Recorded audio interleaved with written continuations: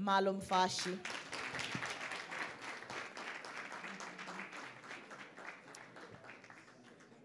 Thank you, Sada. It's going to be running Kabafest in a few years.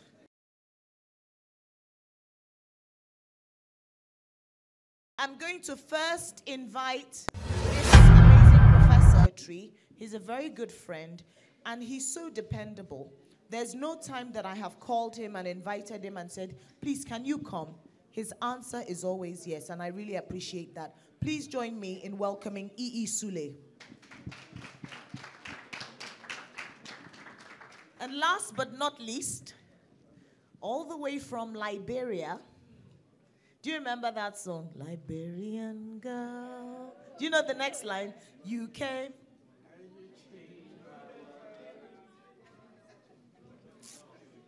I have to come and give you singing lessons. Next Kabafest. Eh? I gated myself. How? They know Liberian girl. When I have people like Dr. Giwa here, that's what you used to sing to toast people. So,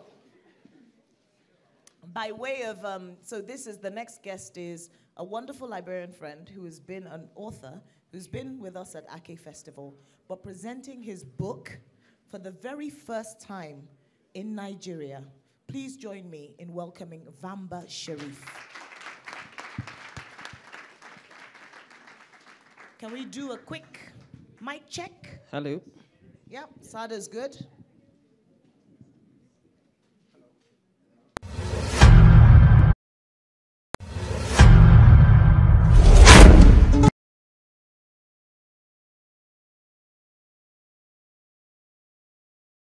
Them, please. Change the country's history through the eyes of Edward Richards, a man born into slavery in America who later sought a new life in Liberia. It was initially published in Dutch, and the book was recently translated in English. So that's one of the books we're going to delve into. While Professor Sule studies, teaching in the Department of English, Ibrahim Badamasi Babangida University, Lapai, he writes fiction and poetry. His first novel, Sterile Sky, is the 2012 winner of the Commonwealth. I hope I pronounced it right, Makwala. So I will just delve in straight into it, and then we'll have readings later. But exile was a metamorphic realm where we'll perhaps never be at ease, despite everything. Home was certain to offer us a sense of stability and continuity. So I want to begin from there, the place of home. So Edward was a freedman who came all the way from America to Liberia. And not just him, a lot of freedmen were leaving America at that time to set up a place in Liberia. But what they were bringing was this idea of paradise that they wanted to create in Liberia instead of just settling for what was there and accommodating themselves with it. So is it the idea of home as an ideation in our head, or instead of acknowledging home as what it is? So how does this play around in your writing of Land of My Fathers? I think the idea of home and belonging. By the way, before I answer the question, I want to thank Lola for inviting me here to this wonderful city. I went to the market today, and you see the result. So, yes. So, talking about belonging, I think.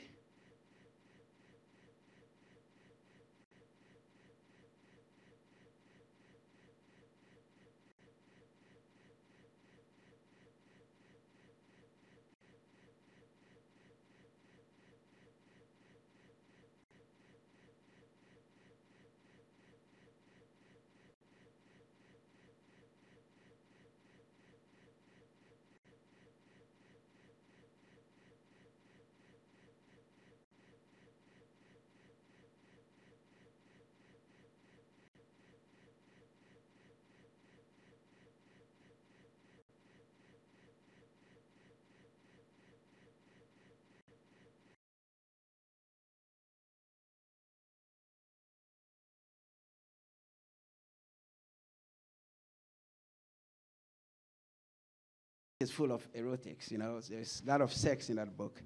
So, So I had access to this war literature. That was my very first beginning. But there was this sense of not entirely belonging to the Arab culture. You know, although I spoke Arabic very fluently, you know, I was singing all the time as a Sudani, you know, as a black African. So it was the same when war occurred in Kuwait, and we were forced to flee. We went to Syria, where we lived for 2 years. And then from Syria, we went to the Netherlands, where I sought asylum. So I went to the Netherlands as an asylum seeker. And then you're confronted with a different culture altogether. You have a different language, a different kind of people. And so this sense of really belonging, of home, I had to struggle with it and redefine the word home. So where did I belong then? Was I a Liberian? Was I a Kuwaiti? Was I a Dutch, you know? So some of the first thing that I did was to learn Dutch, because there is an Arabic saying by the Prophet Muhammad, you know, man ta'allama lughat qawman salima minhum. So if you learn the language of a people, you know, you are safe from their conspiracy. So, and I had this in mind, my brother and I, so the first thing we did was to master the Dutch language. So I went to law school, and in my 3rd year, I wrote my first novel, this one, the one we have today, we are talking about. So, so it was very evident from the very beginning that I had to struggle with this issue of belonging, even in this novel. You have a group of people who have been dreaming of returning to Africa. When people died, they said they went to Guinea. So Guinea was equivalent to paradise, you know? That's how Africa was viewed by those people. So then they decided to return. You know, they were Muslims and animists. And the first reaction was, we thought these were our brothers, but in fact they are not, you know? And we believe in the American way of life, and we believe that's the best way. We believe Christendom is the best way, you know? So they decided to isolate them. But there were some intelligent and far-thinking people among them, like Edward Blyden, who later became the founder of the that has a rating in the world. These are intelligent people. They are great scholars. So perhaps if we work with them, we might have a future together. But he was in a minority, you know. So this isolation, separating themselves from the rest of Liberia, was the beginning of the tragedy of Liberia. It became a civil war because it was political. The 5%, those who returned from America, have been ruling for more than 100 years, have been ruling the rest of Liberia, 95% of the people. Yes, so there was injustice, you know. So there was a point, because when this separation began, there was a point, even my people, the Muslims then, who went to school early on, you had to change your name. So I have uncles who are called Edmund or Edward and things like that, really. Because that was some of the conditions. You went to these Catholic schools, you had to change your name. So the effect on the ordinary people was very huge. And it erupted in this war, which affected me. And as a refugee in this refugee center in Europe, I was seeing, you know, all over, every day, pictures of terrible things happening, children killing discharged soldiers. And I had to do something with it, you know, with this image. What should I do? You know, being this refugee, being this helpless person, I had to do something. We were told about the Chibok girls, and we were told that we should do something about it in poems, in novels, and things. I decided the way I could deal with the Liberian problem was to write a novel about the founding of Liberia and the problems of Liberia from the very beginning. What I assume should be Kanu. So the notion of, we were in a panel yesterday, and there was this quote that we read some books to be able to know a little bit more about the person as well as the society. So how does Makwala work in that aspect of telling us a little bit more about the northern Nigeria that we're used to, the northern Nigeria that we think is existing in this novel?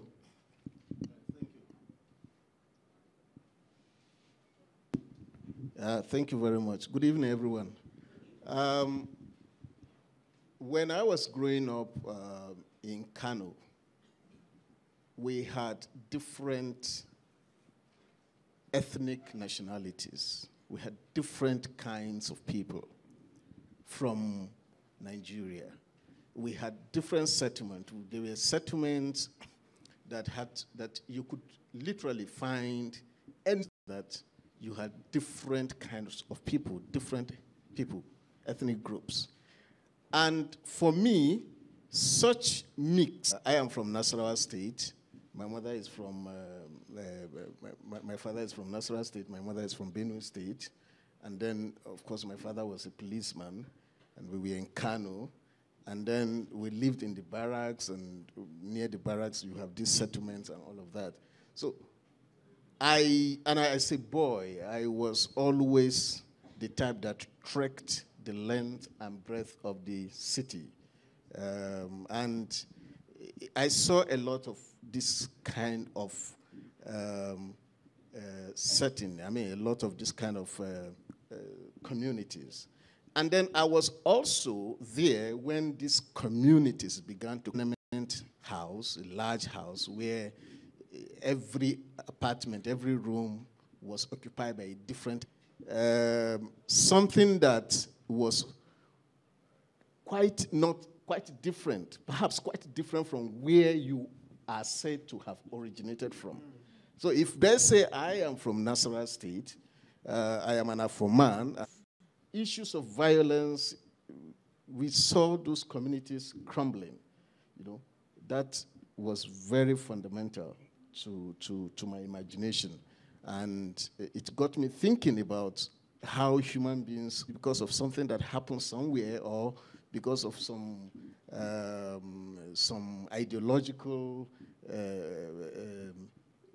persuasion somewhere, then all of a sudden the same group of people began to fight each other, you know. And then my thinking, while I was writing this novel, I wanted to create a society where the society interpersonal relations, but intergroup relations, and there were also international relations.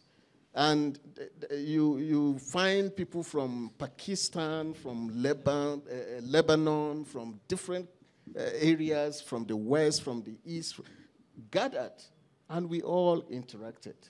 So for me, this is the 1 week. I want to be in the multicultural setting, because for me, that is what I feel comfortable with. It's quite interesting. Just to pick up on the issue of the themes, the multiculturalism of it, also the novel grapples with a lot of thematic ideas. So I just want to ask the writing technique, how are you able to collate all these different issues into one central plot and into one central story? That to read works that are episodic. Works that are episodic. And, excuse me, work that brings different people, different societies, different religions, different things together. So I've always loved that, and I have not written, even by way of short story, I find it difficult to concentrate on the character of one person, you know, to concentrate on a single plot, character of one person.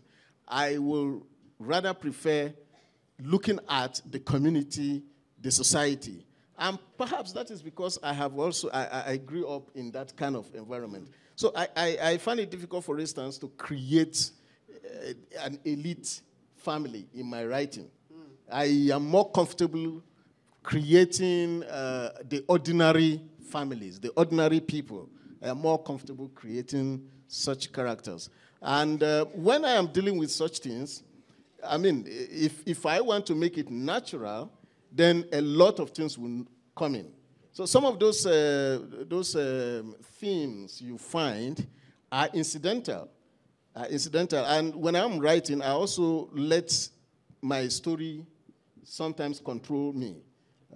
It's not all the time that I want to control the story. If I create a character, for instance, I want to see how the character can go by himself or herself. Where the character leads me, I'm likely to follow.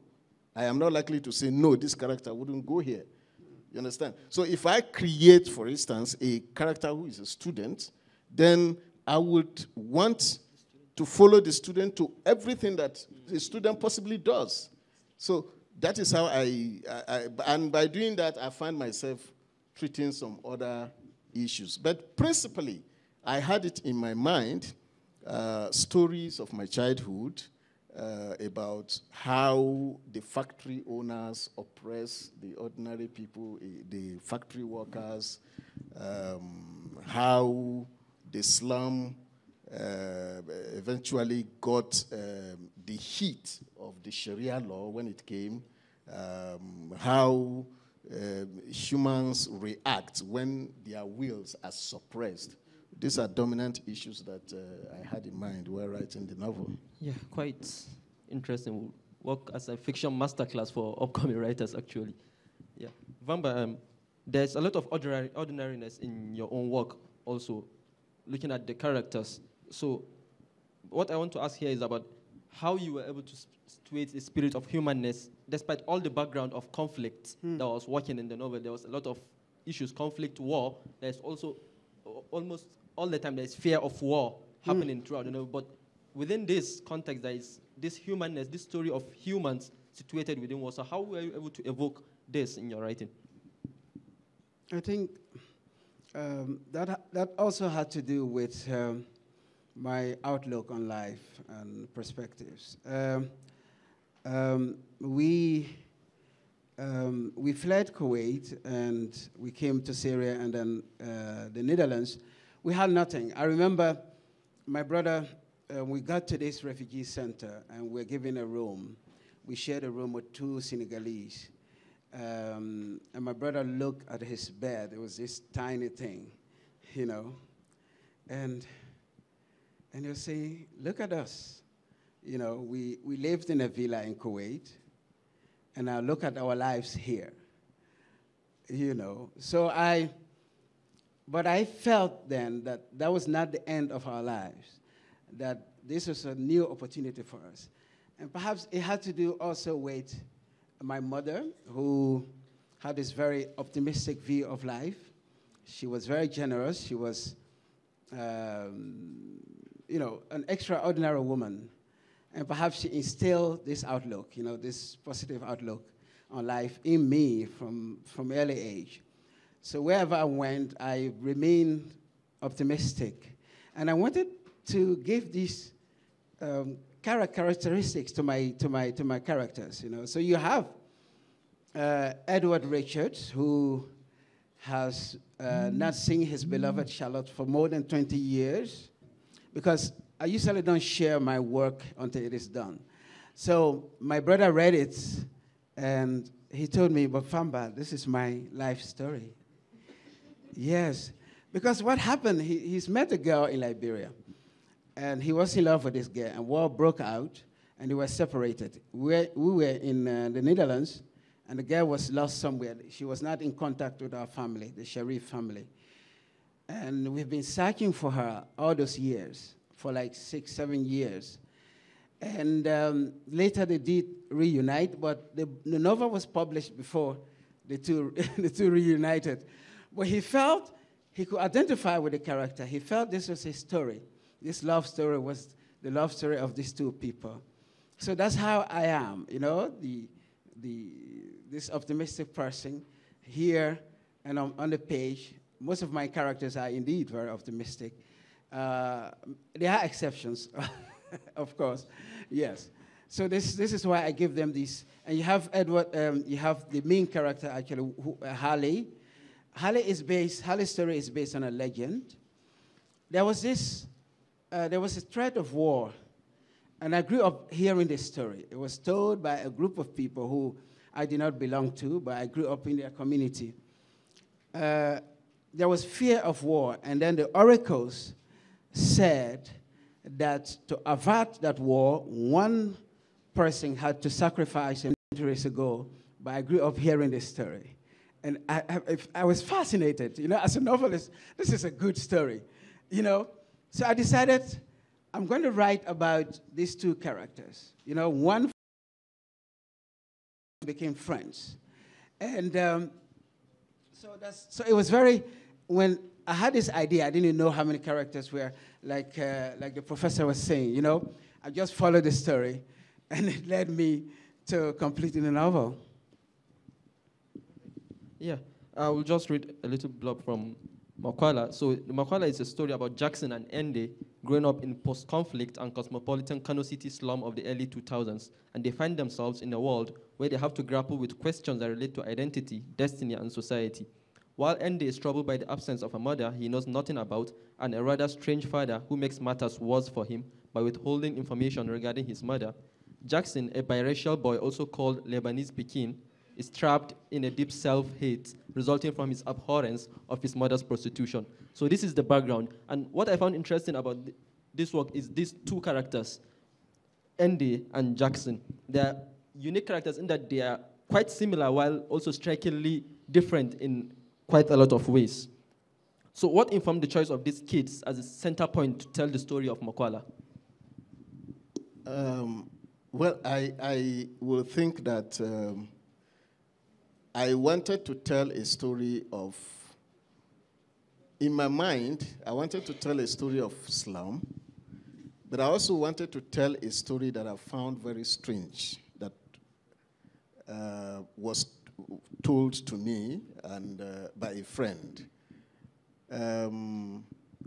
about a prostitute who has a child, and she has a son, and she decides not to let the son go and decide to keep the son while she is still in the business, because she loves the son and she doesn't want to give her out to relations or to any agency or whatever. So she decides to keep the child. But that very act kills the mother. So this is a story I had a long time ago, and I thought that I could situate that story within the slum environment. And the idea of Ende is also to, if you have read Stella Sky, the father of Ende is Sky, and I also want to continue the idea of the conflict condition, conflict situation, and I create Ende. And the point is, I mean, bringing these two young people together, I want to show that sometimes, you know, there are other characters. I mean, there are other female characters that are having similar experience. So sometimes in such situation or in a slum that grapples with the changing realities of the city, it is mostly the young people that are more affected. They are more affected, the young, especially those who did not choose themselves having to grapple with these very raw issues that they are not expected to even see. Yeah. And this is also part of the, I think it also has to do with my upbringing, you know. As a child growing up, I happened to see so much of the things that I shouldn't have seen as a child, you know. But because, one, as a result of poverty, and then two, as a result of the religious, continual religious crisis of Kano then. So we saw a lot of things that we were not supposed to see as children. And I am trying to give the message that in such contradiction. Found most interesting was the last part, in which the narrator was the latest Harley in the reincarnation of the other Harley from centuries ago.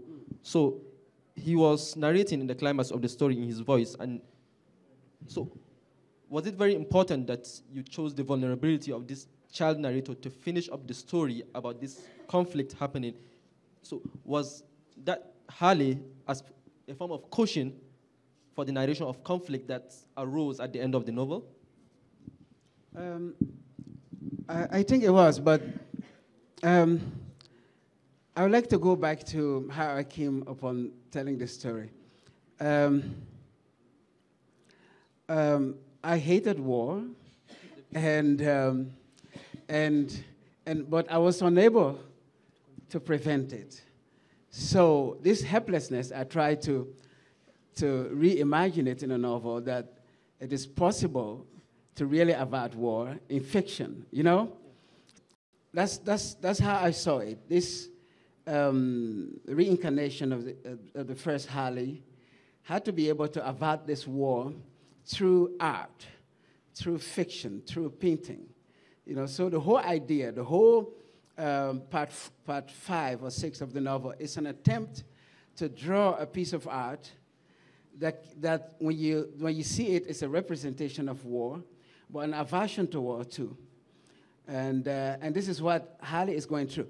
When I finished this novel, years later, I read a remarkable novel by a Jewish, French, Polish novelist, André Schwarzbart, The Last of the Just.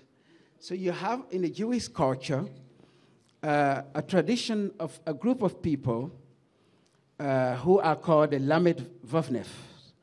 So these people, it is believed in Judaism that there are special kind of people. They are there to protect every generation, you know, to protect every generation. So the last generation of the Lamed Vavnes was one who was born in Nazi Germany. Ernie, a boy, the age of my character. And there is a scene, it's in the synagogue, you know, when these Nazi soldiers enter. And everyone was trying to run away. And it was this boy at this moment, very definitive moment in the novel, where he steps forward. And they knew him as this very vulnerable, very soft boy. To have that courage, you know, to stand up to these people, you know. So that was what I was doing in my own way, in my novel, not realizing that someone had also writing about such a subject, you know. So when I discovered Bart, it was like, oh my God. So we writers think, you know, this is Jewish writers. You want to read, but before then, I don't know if you could read from page 33 to the end of it in Makwala. If you don't have the copy, you should definitely get one. It's in the bookstore. Everyone calls me Lebanese Pekin, or Oyimbo, or Yellow Boy. The names drive me crazy. Nobody ever calls me by my right name. No care to know. I let them know I don't like the names. I tell that bitch who calls herself my mother that I don't like the names. But she keeps calling me by them. She should even be the one to call you by your right name. Jackson's face crumpled. His voice rose with each word. I hate her. She caused it. She brought me into the world when she shouldn't have. And she wants me to live a miserable life. And they looked embarrassed, succumbing to the force of his stick. But Jackson, you don't have to live a miserable life. Everyone calls me a bastard. She says I don't have a father. She won't tell me anything about her either. I don't know where she is. Jackson could not hide his surprise. You don't have a mother? Yes. Oh my. Oh yes, my friend. You aren't the only one. The difference is that you happen to have a different skin. People think your father was white, a Lebanese. And why didn't she let a black man be my father, like every other normal child? I want to be normal. I want to be like every other boy. I want to be like you. It might not be her fault, Jackson. Besides, there are other Lebanese Pekins. Oh, sorry, I mean other children with white fathers. What about that bitch in that car? They don't seem to care about their skin. They are happy to be half-caste. Don't you see how Nelly shows off her body? I don't understand. Mama Maria's daughter, Maria, has just given birth to an Oyimbo baby too. How do you know? Don't we live in the same house? Even when she was pregnant, Mama Maria was always quarreling with her that she sent her to do house girl for a Lebanese, and she brought home pregnancy. She even said she would take the case to the police. But they said the man is very rich. They said the man drove Maria out of his house when she told him she was pregnant by him. Jackson's eyes sparkled with curiosity. You mean it? Yes. My father says there is always a bad story behind the birth of any half-caste in Makwala. Really? So you see, it might not be your mother's fault. But whose fault? She is an ashawo. She just can't stop fucking men. Jackson was raising his voice again. Jackson, please calm down. Don't let people hear you say such a thing about your mother. What do you mean? Jackson sprang up and shouted, my mother is a big ashawo. He was trembling. Yeah, round of applause, please. Vamba, you want to read any part? Yes. Just a page or two? 2 pages, right? 2 pages. I'm going to...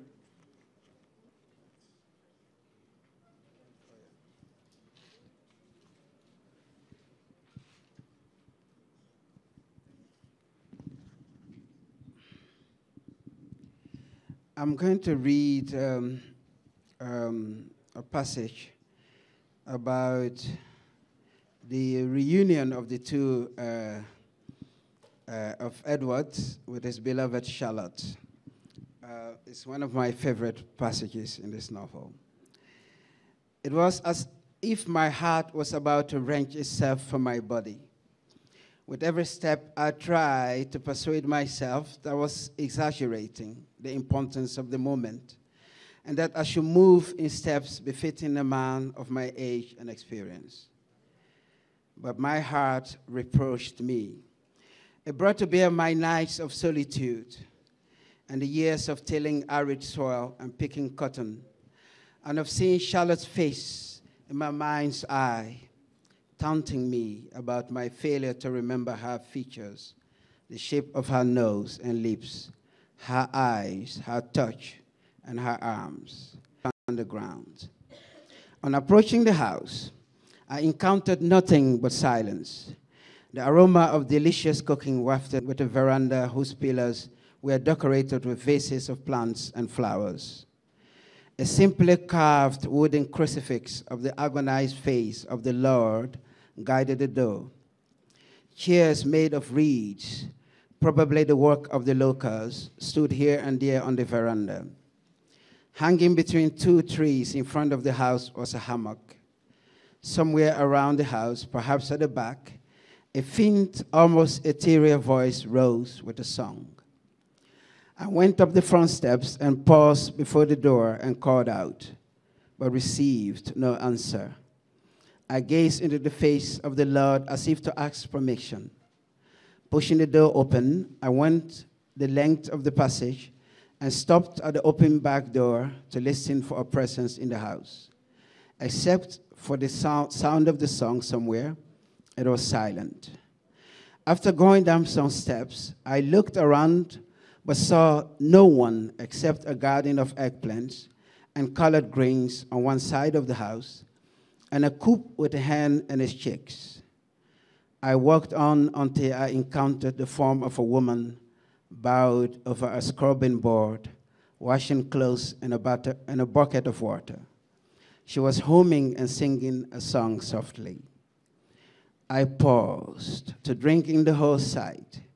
The ochre earth which she stood on, bearing secrets that were thousands of years old, her hands wringing out the clothes with great deftness, and her song that was once composed in a different tongue in the heart of this continent, and then borne by strong and careful people across the Atlantic, and brought back centuries later to its roots, unchanged, undistorted by time.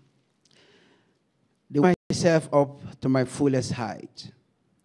Charlotte, I called. She went on washing and singing. She had not heard me. Charlotte, I called again. It was as if the word had ceased to move. Charlotte stopped, bowed, fixed in her posture, but her hands were trembling. Surprise, relief, and hope. Slowly, she straightened herself up. Edward, thank you. These two novels, they're really delightful novels, and I will have to keep repeating. You have to get a copy for you to know about these stories that they're going into. So I'll ask one more question and then maybe open it to the audience if there are questions. Set in Kano, yeah, quite all right, but if you pick the slum, it could fit anywhere in Monrovia, in Bulawayo, in Soweto, even in Mumbai. So there's this universality about this poverty around and the cosmopolitanism of that exists. Don't you think this place, this whole place on its own, can fit anywhere else in the south of the world? Yeah, I think you are right. By the way, the Makwala itself is fictional. I don't think there is any slum called Makwala in Kano, of course. But let me tell you something about Makwala. Lola, wait. Lola, wait. Let me tell you something about, there is actually a slum in Kefi where I have my home and my family called Makwala. And it is actually an abuse of Mokola. Yes.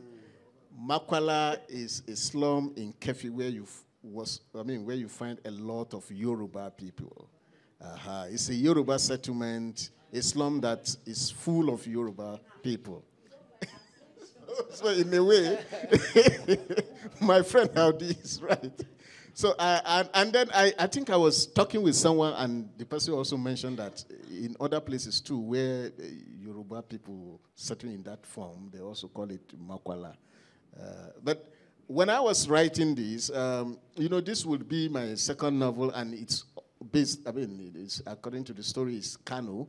The first one is Kano, this one is Kano. And I was wondering that I don't want a situation where it will seem as if I am trying to demonize the city that gave me so much. The city in which I grew up, I did my primary and secondary school. So I wanted to defamiliarize that, and I got the name Makwala. And most of the things that I have discussed there, although some of the stories, actually happened, but I can say 80% are fictional, 80%. So in essence, I wanted to also create a story of hate and a story of multiculturality. Especially at the lower level of living, at the poverty level. And I think this is a story, as you said, is a kind of setting, a slum. Every city in the world has a slum. Sure. Vamba, I just want you to talk about the interplay of religion in Land of My Fathers, how Christianity, Islam, and even Sufism all came around over the centuries in which the novel is set. Mm-hmm. Just give us a background. How do you think the interplay between Sufism, Christianity, as well as animism, even in the novel? Islam came earlier to Liberia, and my people, the Sherifs, brought Islam to Liberia, and it was brought through Sufism. I think Sufism made it possible for people who were not Muslims to identify with Muslims. My great-great-grandfather is buried in a place where there was no mosque, where there was no Muslims. This man died there, and now they've created a shrine, seriously, a place where there was no mosque, where it is just animists. So they created this shrine, and people are coming from 3 different countries to visit this shrine every year. I went there with my mother at the age of 10, you know. And when we arrived, they were saying, these are the direct descendants, you know. And so we're so honored. And we left with pickups full of gifts. Yes.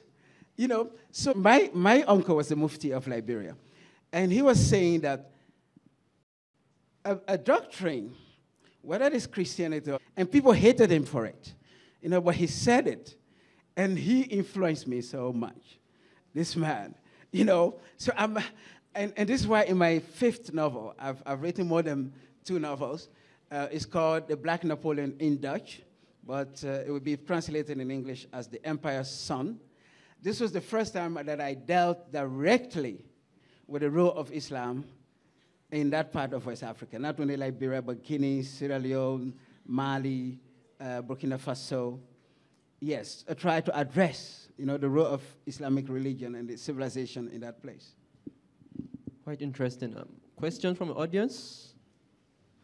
There is a hand over there. Wait. Down there.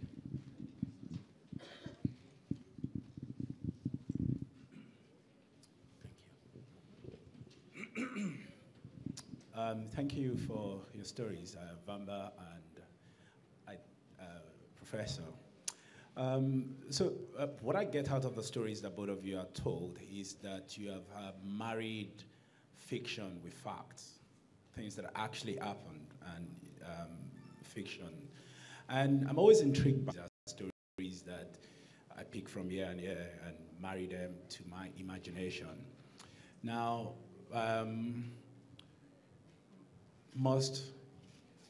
because you've written things that actually happen, no matter how huge, must you make it real to the point in which we can actually identify with it and believe it, you know? Are your stories believable? I've read Vamba's book a couple of years ago, and so I want to know about faction and plausibility. I don't know. Is the question to me or to all of us? Both of you. Both of us. Okay. Let me. Can I go? Yeah, of course. You know, when we're being taught creative writing, they talked of very similitude that a work of art. I mean, you are telling a story. It has to have a resemblance to real life. You know, it has to be believable. To some extent, I think that the believability of a story depends also on the audience. And the way I feel I can present it, I mean, present the character the way I think a character should be presented. But I discover, I mean, with my first novel, which I had the privilege of reading across Europe and in some part of Africa, what I saw was that some people will walk up and say, this thing, it cannot happen. I mean, is it possible? I mean, right from the point of even writing, I remember when I was writing Stereo Sky, we were presenting it chapter by chapter, and then my fellow my fellow participant in the seminar will say, no, this is not, is this possible? I mean, is it possible, for instance, to say, because of poverty, the family is using Omo detergent to bath instead of using toilet soap, you know? So you presented such a thing and somebody said, is it possible? Is it real? Is it? But I got away by saying that this is real to the extent that I myself experienced it. You know, at that point, they let you be. If you say, this is real to the extent that I myself experience it. So sometimes I realize that if you are writing the story, some people are going to look at it as if it is believable. Some people will rate the believability of it. They will put it on scale. But I think that a story should have a perspective. if a story is supposed to be a magical realist story, for instance, I mean, if it is that perspective you are coming from, you should read a book like The Wizard of the Crow, for instance. You will not ask yourself whether this is believable or not, because you know it's coming from a magic realist perspective, and anything can happen. So it also depends on the perspective of the story or the storyteller, if he's coming either as a realist writer, as a non-realist writer. And it also depends on the audience, because many people look at characters or look at the story differently, depending on their own understanding of reality, or whatever circumstances that go on around them. Shall I attempt an answer? With my story, especially the story of Harley, I took liberty with facts. The story of Harley, the real Harley, happened centuries ago. And I set my story in the 19th century. And I felt it was necessary for my Harley to meet Edward Richards, born and bred in the United States. And so I had to create my own Harley and give attributes of the historical Harley to my Harley to make the story work. That's what I did. Okay. Yeah, Prof. Yeah.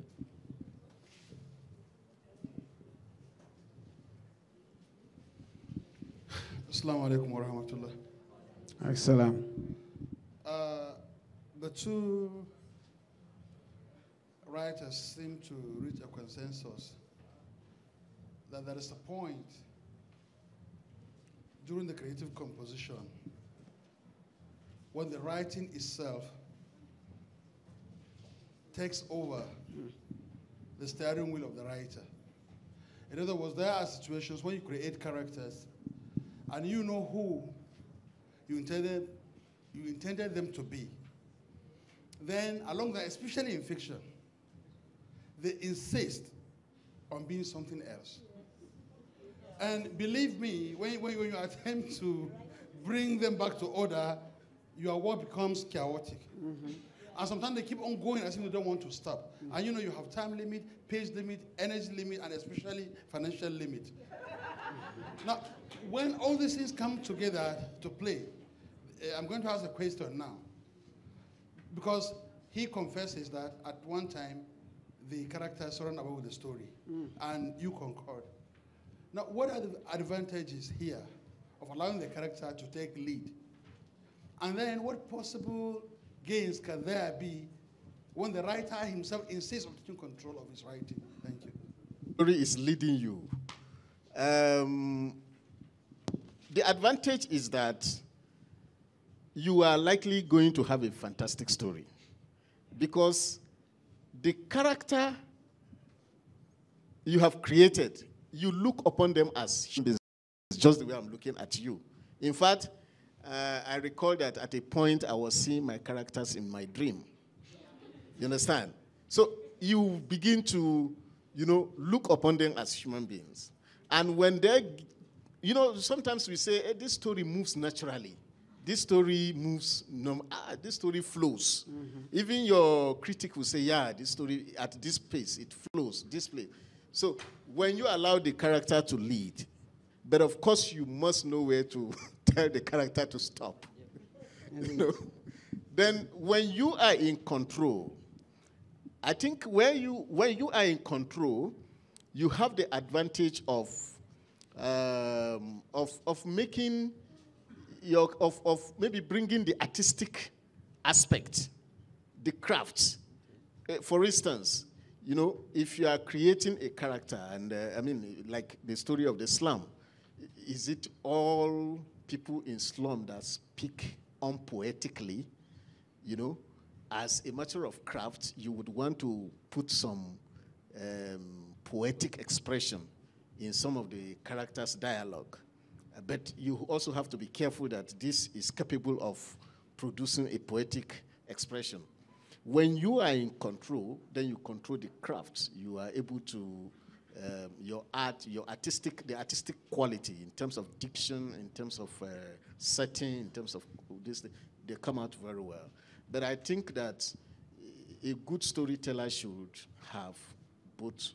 I mean, you should be democratic enough with your writers, with your characters, but at the same time, you should know where to control the characters. Yeah, I think, well, our time is up. We can't take any more questions, but just to conclude on that, I was with a writer and he was in the creative process, so he kept complaining that his character has refused to die. And I feel like, kill him now, but he has refused to die. So maybe democracy, of course, has to win. It's been a real pleasure being on this panel with this awesome authors. Thank you very much for listening.